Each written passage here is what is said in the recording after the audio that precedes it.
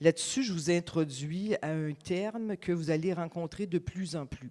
Donc, au terme de littératie physique, qui est un nouveau terme qui est apparu actuellement dans le vocabulaire de plusieurs organisations, qui met l'emphase sur le processus. Je préfère ce terme au terme psychomoteur, okay?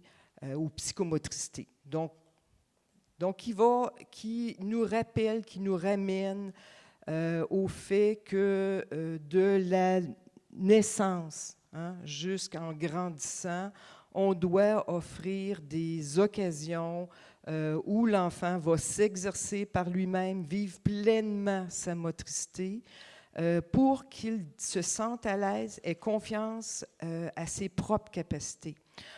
J'écoutais tout à l'heure quand on a parlé de l'estime de soi, alors que chez les plus jeunes, on ne parlera pas tout à fait. On est en train de bâtir l'estime de soi, mais on est en train d'acquérir la confiance en soi. C'est un peu ce que ça nous ramène, le terme de littératie physique par rapport aux capacités de bouger, à la connaissance de son corps.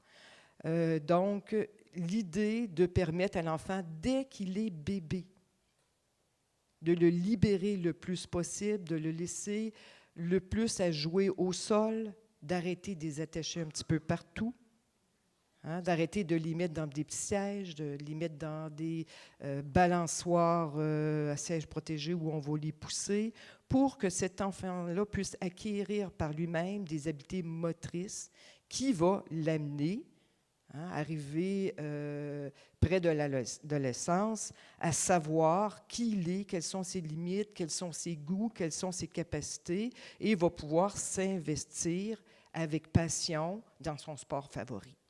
Donc, tout le contexte, le terme littératie physique, c'est un peu le chemin que vous voyez très, très bien sur le graphique, là, d'où l'enfant part d'activités réflexes, de mouvements rudimentaires, développement de mouvements fondamentaux pour l'amener à développer, avoir sa propre trajectoire qui lui appartient à lui et à développer des passions par rapport à certaines activités, que ce soit sportive ou dans l'art.